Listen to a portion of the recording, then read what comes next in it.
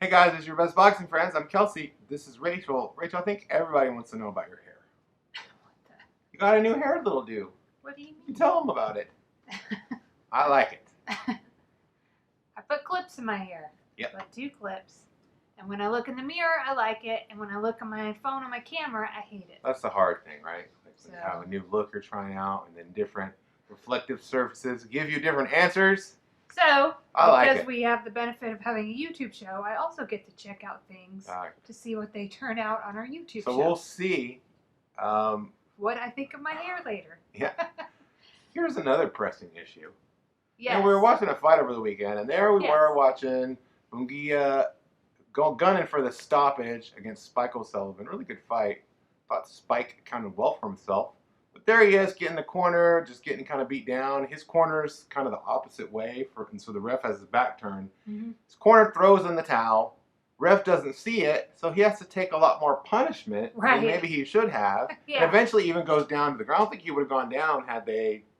Do you see what I'm saying? Like, he took extra shots. And we've seen other fights like this, and fights where I'm actually a little more concerned for the fighter that's losing, where I'm like, stop, this needs to be stopped, where I'm starting to be concerned. A towel will come in, but the ref won't see it, and the fight continues, and that can be dangerous. Ultimately, like really dangerous for the guy that, you know, whose corner has thrown in the towel. So why have we not improved on this system? And it's just like the ref doesn't have eyes in the back of his head. He can't always see that. It's a small example of an overarching problem in boxing. I think that boxing focuses way too much of its energy on maintaining traditions as opposed to making the sport better. You could argue that a lot of things are like this in boxing. Instant replay is a good example. If you have clear evidence the guy didn't go down, why are we pretending like he got knocked down? I think it makes the sport work. But we're here to talk we're here to talk about throwing in the towel. And so what I want to know, what could they do differently? Now I thought of some ideas already that would be similar to what we have now. I think instead of maybe him throwing in a towel, we just allow him to throw in a single feather, right? Just floats down, you know, because that towel, that doesn't make a lot of noise in an arena with 20,000 screaming fans. And if you've been to a fight live, you know how loud it is from the punches themselves. So maybe just a single feather, Rachel, that just floats down helplessly. What do you think about that? I don't know if that would improve the situation. Oh, no, I'm thinking it would be exactly the same. Right. What about a small, very soft pillow? Just float out there. You know, you don't want it too big because it might make a bigger noise than the towel. I'm looking for things that are similar. I thought about a penny, but I was like, you know what? A penny might actually be louder on that mat. Yeah. The mat isn't usually as soft as you think it is. Let's just go big or go home. We could bring back, you know, the memory of Fan Man. May he rest in peace. But just bring in a Fan Man instead of throwing in a towel. Now, just have a guy come from the rafters. My criticism of that was that it kind of takes Fan Man a while to get down there because he's got parachute. There's physics involved. Right. Maybe we're in the same Fan Man, kind of situation. Original Fan Man didn't even make it into all the way into the ring because it's kind of hard to do that with a fan on your back. We need someone more. What about this? Now I thought about this with children, but I don't want to involve children in this. But what if you got like an old enough human being that was small enough to throw, you know, and you could just throw him in there and he could make a racket? What do you think about that? Or what if we release like a dog or something? Release the hounds. Like we had a cage that we opened. There's got to be some better way. I even thought of something like we have new technology, right? Let's take it to the next level. New technology is used all over in all sorts of different sports today. We don't really use it a lot in boxing.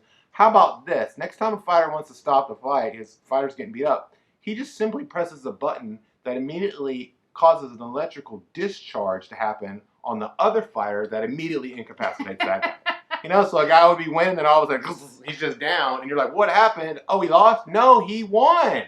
Let him wake up, you know, gather himself. Hey, man, congratulations, you won. Right. I think that's a little extreme.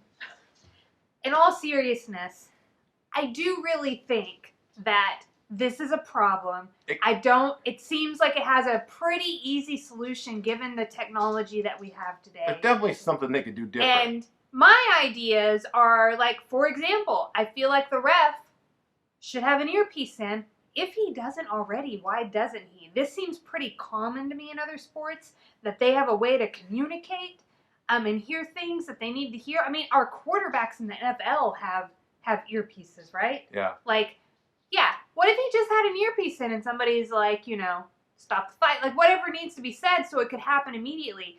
Another thing I thought of is having lights on all four corners of the ring. Yeah. Instead of a towel that flies behind him silently. And you're also, what if the guy doesn't have a great arm? I've seen towels thrown in different manners. And sometimes they barely make it over the rope. Yeah. So, I mean, I want to say, have I ever seen a ref notice a towel come in immediately?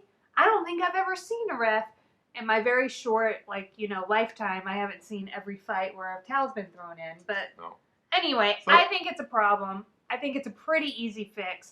Although we don't have an overarching body that, if you want, works in boxing. We'll be that body. You know what I mean? Because it's hey, PBC, win me over. Just, you make this change all your fights. You're not doing something dumb like this anymore, Yeah, you have the power to change it, maybe. I don't know how it would work, but anyway. But listen, it is, the biggest thing to me is that it is a thing that has definite consequences, right? We've had deaths in the sport all the time. Right. That maybe could help in a small way limit that, right? Yeah. It seems like an incredibly easy fix. Why don't we just do it instead of waiting another 100 years for another, to just not do anything? How about anybody out there take the initiative? I don't know, maybe it doesn't happen enough that people know, when a problem happens. Proactive. Once a year, and so you don't ever do it better, whatever the thing is. This happens in my own life. Yeah. There was something we were talking about the other day where I was like, well, I've never done it different because it's just not worth my time to do it, figure out the way to do it better. Yeah. But in this situation, it is scary to me when a fighter continues to take punishment and I see the towel laying in the ring behind the ref it kills me. So let's fix it, Buck. Let's be proactive. Somebody out there, you're a promotion organization, a trainer, you're somebody at your next event, your next boxing event that happens, put something into, play. Dazzin? I don't know. Surely somebody out there. You mean Dazzin? Sorry, I call it Dazzin. We call it Dazzin. She calls it Dazzin at home exclusively. That's the very first thing I called it, and then I change it for when I'm on camera here. But yeah. Sometimes. So my plea is maybe you know somebody out there to make a change. Maybe, I don't know, Brian Kenny or somebody Sergio else. Mora or how come I can't remember the guy's name at DAZN? Chris Mannix. Chris Mannix, yeah. That's our guy. How do you not? I thought you were talking about the other guy. I just forget names. I forget the other guy's name. No hope. I can picture him. He used to work for Todd Grisham. Oh, Todd Grisham. What if Todd watches it? He's one of our subscribers. He's like, hey, you don't know my name, Todd? Actually, I guess you do if you're watching. Hey, listen. I would just encourage you to be proactive. Be proactive now by liking, commenting, and subscribing. Use our knowledge. We beg you, boxing. Let's take boxing into the future, but let's do it today, today, today.